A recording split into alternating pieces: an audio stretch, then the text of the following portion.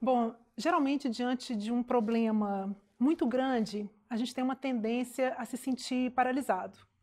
Ou a gente sente o problema muito distante da gente, ou a gente acha que, como indivíduos, é difícil fazer algo para que isso possa ser alterado.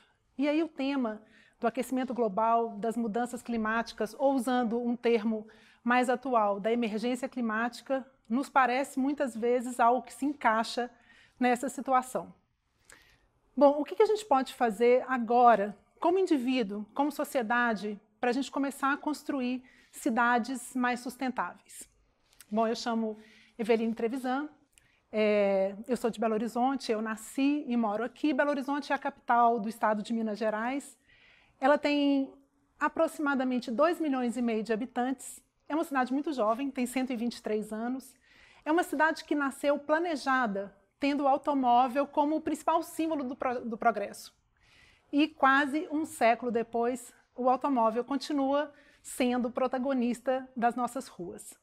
Como é que a gente pode fazer para alterar esse processo, sendo que o nosso objetivo é construir cidades mais sustentáveis?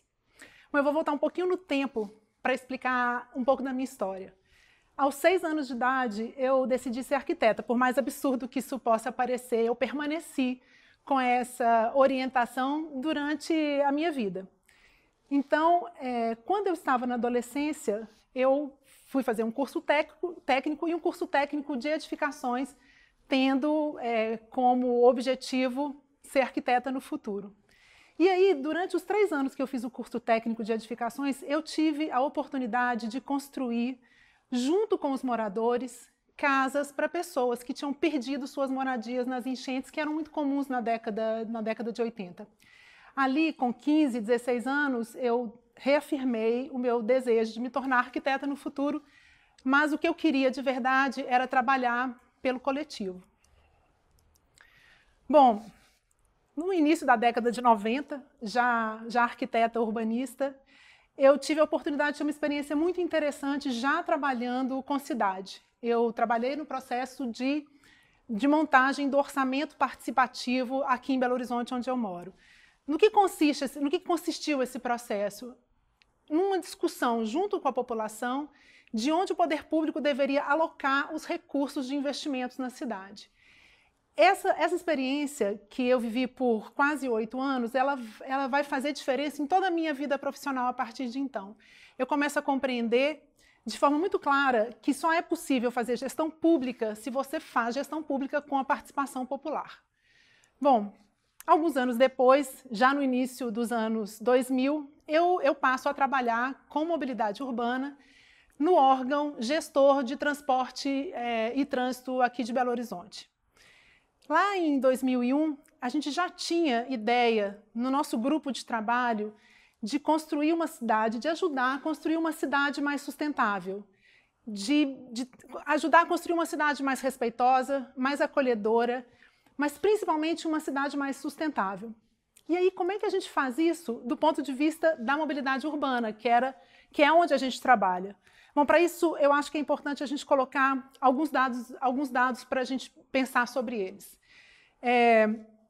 Atualmente, no Brasil, 48% das emissões dos gases de efeito estufa, elas vêm do setor de transporte. Especificamente em Belo Horizonte, são 54% das emissões dos gases de efeito estufa que vêm do setor de transporte. Se a gente soma isso com o transporte aéreo, esse valor ele chega próximo de 70%.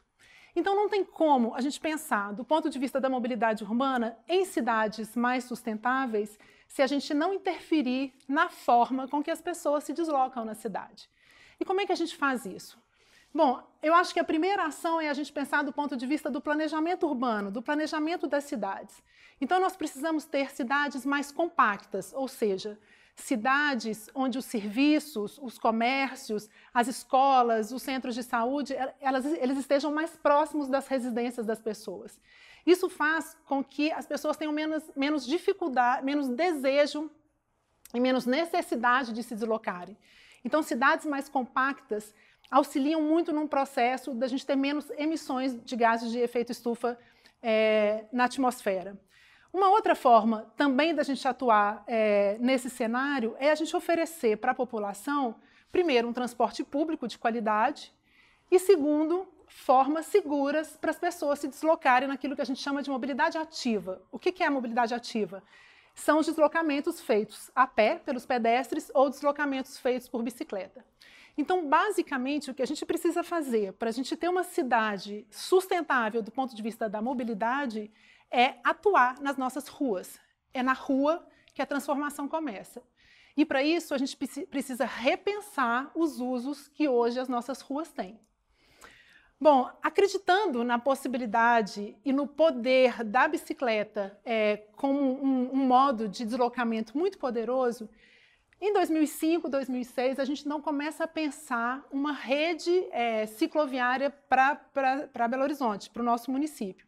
Então, esse é um mapa onde a gente traçou aproximadamente 400 quilômetros de ciclovias, interligando toda a cidade, e a gente, então, passou a discutir a possibilidade de viabilizar essa implantação de uma infraestrutura para que a bicicleta pudesse ter um espaço mais respeitoso nas ruas da cidade.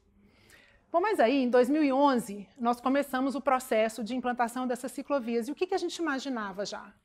Que a gente ia ter resistência, que a cidade talvez não estivesse madura o suficiente para isso.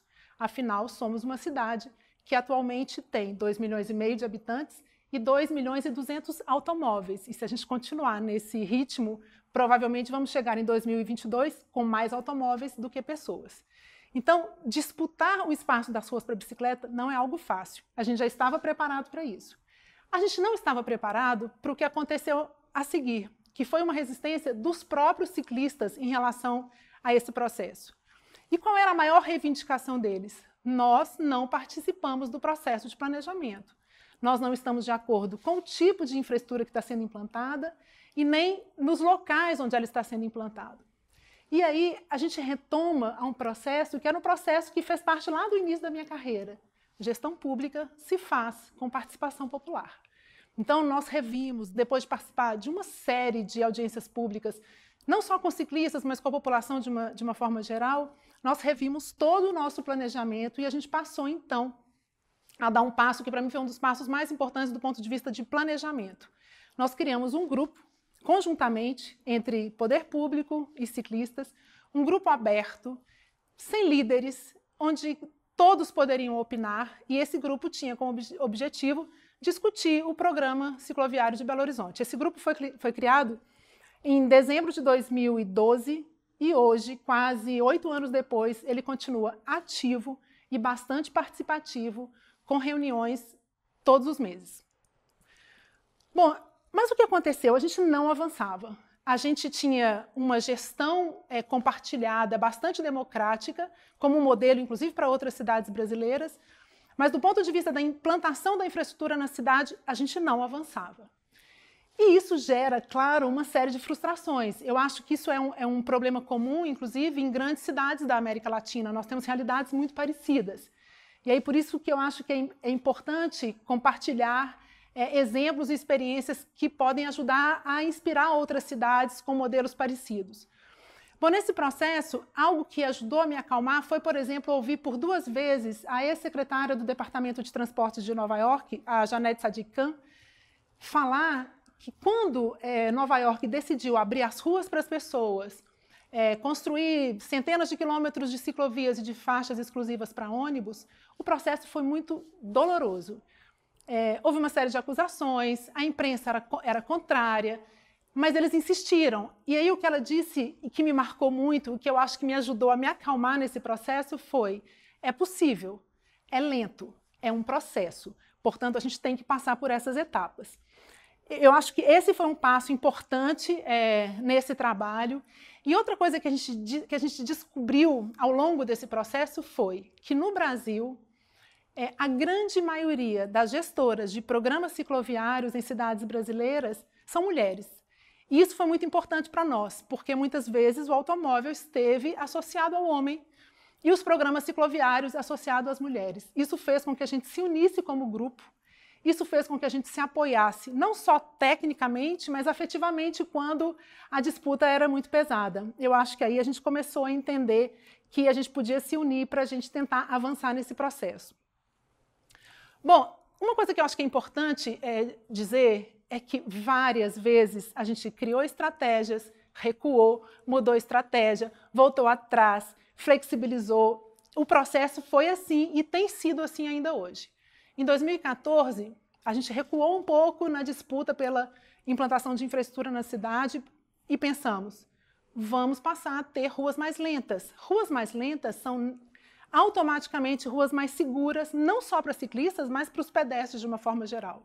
Então, o que a gente fez foi, nós passamos alguns finais de semana discutindo, não só com ciclistas, mas com a população de uma forma geral, aonde na cidade a gente pode ter ruas mais lentas, aonde a gente pode baixar drasticamente a velocidade para que moradores, comerciantes e aí crianças possam circular com mais segurança. A gente foi criando bolsões dessas ruas e é o que a gente chama de projetos de Zona 30.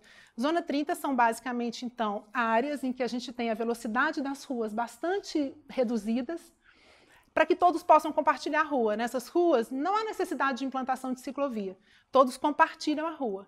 E são ruas que permitem cenas como essa. Esse tipo de rua é uma rua que a gente sonhou lá quando a gente estava no início da década de 2000. A gente acreditava que esse tipo de rua seria possível. E através das Zonas 30 a gente poderia construir algo parecido com isso. Mas aí, para a gente avançar nos projetos de Zona 30, foram mais alguns anos em que a gente tentava, os governantes não se sentiam seguros. Algo muito interessante de comentar sobre isso é que nós temos todos a cultura da velocidade absolutamente internalizada dentro de cada um de nós. E não é só o motorista agressivo que dirige pautado pela velocidade, são todos. Muitas vezes uma pessoa extremamente educada e gentil, ela gosta de dirigir mais rápido.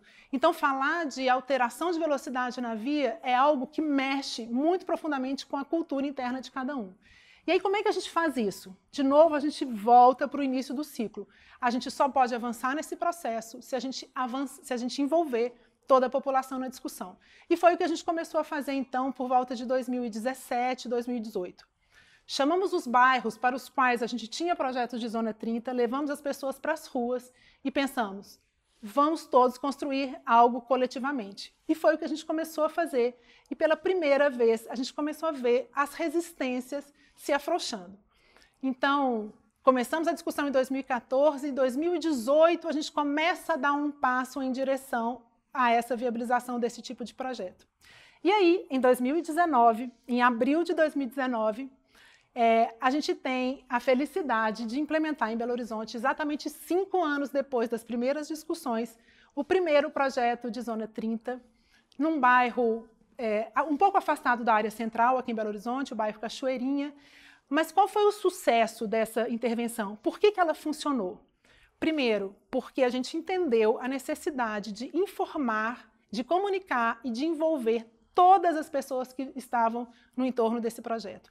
E nós começamos pela base de tudo, pela escola. Então, nós levamos o projeto das ruas do bairro para os estudantes e eles começaram a trabalhar em grupo, desenhando as ruas que eles queriam. Eu acho que isso fez muita diferença. Então, a gente passou a ter, por exemplo, ruas como a dessa imagem, que antes eram muito largas e que naturalmente induziam a alta velocidade numa região que tem 3 escolas muito populosas, e passamos com projetos muito simples a ter ruas um pouco mais sinuosas, bastante coloridas e que dão uma mensagem muito clara para a população. Aqui a prioridade é do pedestre, aqui o automóvel precisa andar de forma mais lenta. Esse projeto foi tão bem recebido que, cerca de 2 meses depois, nós fomos convidados a implementar mais um projeto dessa natureza. E aí o projeto da Lagoinha, que foi um projeto que a gente implementou para, inclusive, abrigar um festival de arte urbana muito famoso aqui em Belo Horizonte, que é o Cura, teve, inclusive, a pintura de uma quadra no meio da rua. Porque, aos finais de semana, quando as ruas estarão fechadas para os automóveis e abertas para as pessoas, as crianças podem usufruir desse espaço. E a gente não ficou aí. Depois de 5 anos discutindo, alguns meses depois, a gente conseguiu implementar um projeto aí de uma forma muito mais abrangente. O projeto da Zona 30 do bairro Confisco, que é um projeto bem na periferia de Belo Horizonte, quase na divisa com outro município, com o município de Contagem, foi um projeto que não só discutiu a sustentabilidade do ponto de vista da mobilidade urbana, mas nós incluímos também a discussão do tratamento de resíduos. Então, foi um projeto que também começa com envolvimento da comunidade escolar, mas que, inclusive, inclui, por exemplo, uma auditoria de gênero, onde as adolescentes e as alunas adultas da escola percorrem o entorno da escola para entender se as ruas são seguras ou não e o que seria possível fazer para que elas pudessem circular, principalmente à noite, com mais segurança. Essa imagem é a imagem da inauguração desse projeto, em setembro do ano passado, em setembro de 2019, e é um projeto que a gente entende como um projeto muito vitorioso, não só para Belo Horizonte, mas um projeto com uma metodologia de trabalho que a gente acha que pode ser replicada para cidades que tenham realidades muito parecidas com a nossa cidade. Bom, essas imagens eu acho que elas falam por si, né? A gente tem sempre a ideia de que ruas são locais muito áridos, são locais muito cinza, e a gente consegue fazer com que a rua tenha uma outra cara, uma outra imagem. A gente consegue fazer com que a rua passe um recado muito diferente para a população. A gente acredita realmente que trabalhando na base do ponto de vista da mobilidade urbana, que é a rua, a gente tem grandes chances de mudar a realidade das nossas cidades, principalmente das cidades brasileiras, principalmente das cidades latino-americanas. Bom, acreditando nisso, acreditando no potencial da informação e da educação, esse ano a gente passou a produzir um podcast, que é o Cidades Possíveis, onde a gente pauta quais são os desejos da população em relação às nossas cidades e o que é possível fazer junto para que a gente tenha cidades mais respeitosas e mais acolhedoras. Então, essa é uma forma da gente levar informação. Bom, eu tenho quase 30 anos trabalhando com cidade na minha história profissional e hoje eu tenho uma alegria de dizer que eu sou capaz de caminhar por ruas que eu sonhei. Não só quando eu estava lá na minha adolescência decidindo trabalhar pelo coletivo, mas ao longo da minha trajetória profissional. Essa última imagem é uma das imagens que mais me encantam, porque são duas meninas, são duas crianças, absolutamente serenas e à vontade na rua do seu bairro. Tem um ônibus passando atrás, mas elas se sentem acolhidas na rua da sua cidade. Essa, para mim, é uma imagem de uma cidade possível. Muito obrigada.